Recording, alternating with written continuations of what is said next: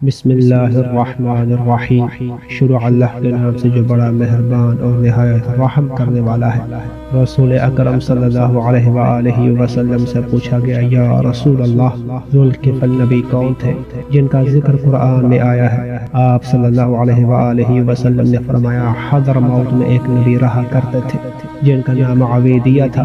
جب ان کی وفات کا وقت قریب آیا تو انہوں نے کہا کہ تم میں سے کون میرا جانشین بننا چاہتا ہے، لیکن اس کے لیے شرط یہ ہے کہ وہ حلیم و بردبار ہو اور اس کو غصہ نہ آئے۔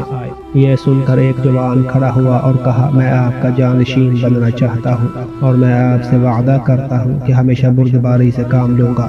اور جناب عویدیہ نے بھی اس کی خلافت کو قبول کر لیا۔ اس کے بعد جناب عویدیہ کی وفات ہو گئی۔ وہ جوان جو ان کے خلیفہ بنے وہی ذوالکفل تھے۔ اللہ تعالی نے انہیں منصب نبوت پر فائز کیا۔ ایک دن شیطان نے اپنے دوستوں سے کہا کہ تم میں سے کون ہے جو ذوالکفل نبی کو غصہ دلائے؟ ایک جن جس کا نام ابیض تھا اس ذمہ داری کو قبول کر لیا۔ ذوالکفل کا معمول تھا کہ نماز فجر کے بعد لوگوں کے درمیان فیصلے کیا کرتے تھے اور ظہر کے قریب کچھ دیر آرام کیا کرتے تھے۔ ایک دن ذوالکفل جیسے ہی دوپہر کے وقت سوئے تو ابیض ان کے دروازے پر آیا اور چیخ کر کہا، میں مظلوم ہوں، میری مدد کرو۔ جناب ذوالکفل نیند سے بیدار ہوئے اور فرمایا، تم جاؤ اور مخالف فریق کو بھی لے آؤ تاکہ تمہارا فیصلہ کیا جائے۔ ابیض اپنے مقام سے نہ ہلا تو جناب ذوالکفل نے پوچھا، تم مخالف فریق کو بلانے کیوں نہیں جا رہے؟ اس نے کہا، مجھے ڈر ہے کہ وہ میرے بلانے پر نہیں آئے گا۔ آپ علیہ السلام نے اپنی انگوٹھی بطور نشانی اسے دی۔ دوسرے دن پھر جناب ذوالکفل آرام کر رہے تھے تو وہ شیطان دوبارہ آپ کے دروازے پر آیا اور پکار کر کہا کہ میری مدد کرو۔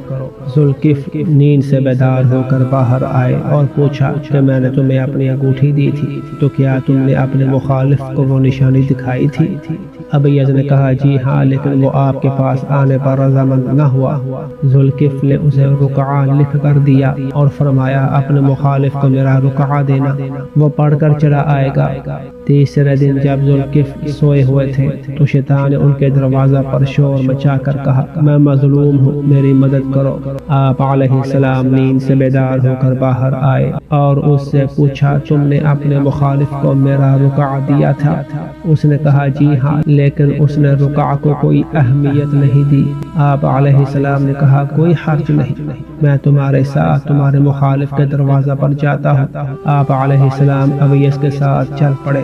چند قدم چلنے کے بعد ابیض نے کہا، میرا کسی سے کوئی جھگڑا نہیں ہے، میں صرف آپ کے حلم کا امتحان لے رہا تھا اور یہ دیکھنا چاہتا تھا کہ آپ نے جو وعدہ کیا تھا اس پر کتنی حد تک قائم ہے۔